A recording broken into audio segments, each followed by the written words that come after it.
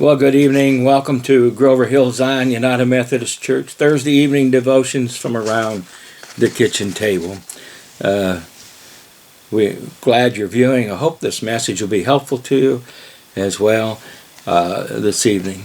I want to talk to you about troubles that we go through in life again, and I don't mean to continually dwell on troubles, but we all go through them. And what made me thinking about this is that I received a couple political ads this week, and I looked those ads over and I read them over. I said, those folks are going right back to their playbook again, using the same old tired, worn out accusations toward their opponents, and it just, it really is tiresome to me.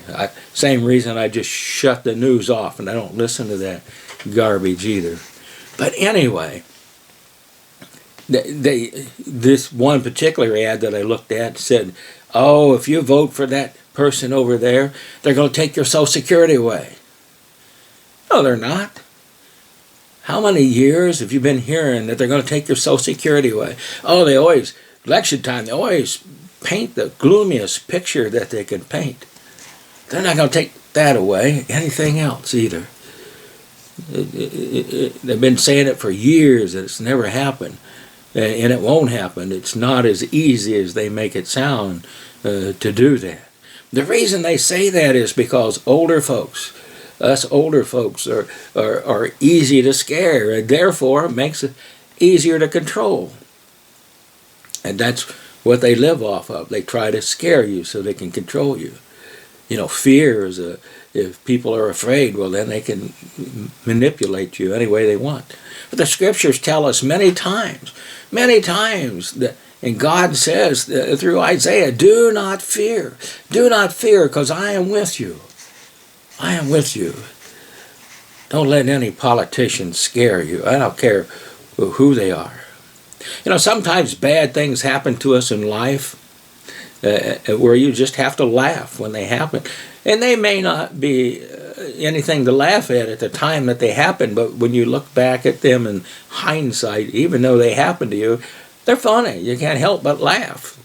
And let me just share with you a story. And now, I haven't been able to verify this except that it was written some time ago with some older technology, and I hope you can visualize this story. It said a woman came home, and she went through and did all the right things, by the way the doctrine was at that time. But anyway, she came home and walked in the kitchen, and she found her husband in the kitchen.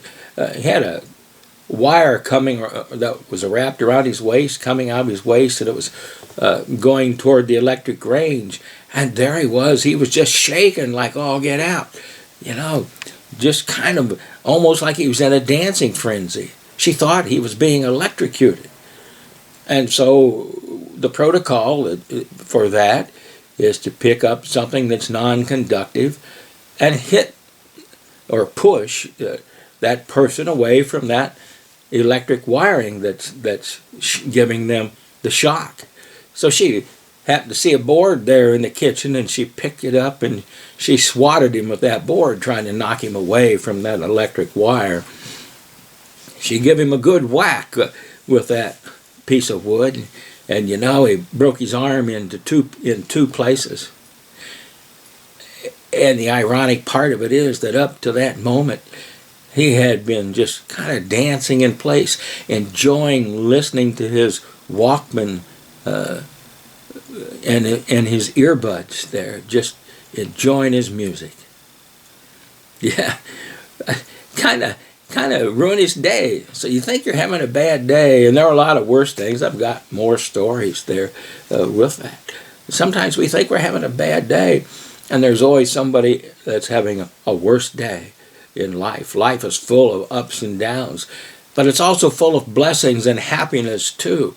Even in the midst of the storms of life, God sends many blessings our way.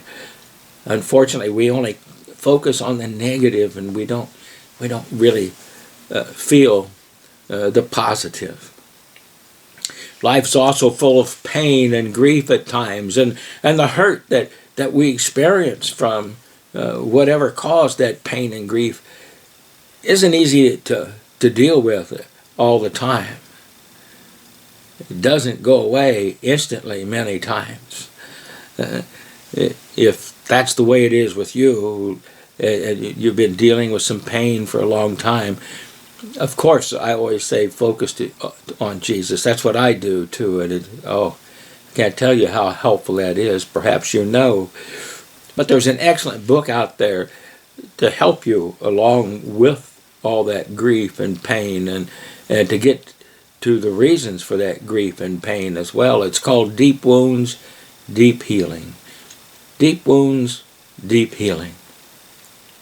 It's a great book, and it'll help you perhaps discover why your pain is hurting so much. We may not like it sometimes, but sometimes it's good for us to have some pain come into our life. And that sounds strange, doesn't it? It's good for us to have a little negative come in our life to give us power and to help renew our spirits, to help us refocus, to help us draw a little closer, to reconcile ourselves to God just a little more. And let me give you an analogy. If you're trying to jump a car battery and you're using only the positive post on your car battery, you're never going to charge that battery up. That battery will never hold a charge.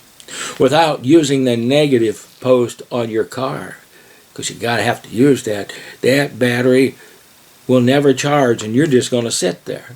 And you're going to go nowhere because the battery will never hold that charge. If you're only using the positive side of your car, the battery as well will never charge. There has to be the right balance between positive and negative. And if you don't have that right balance, you're going to be stuck because that car is going nowhere. And God knew that as he speaks through the psalmist and other authors of scriptures. And let me just share some of those with you.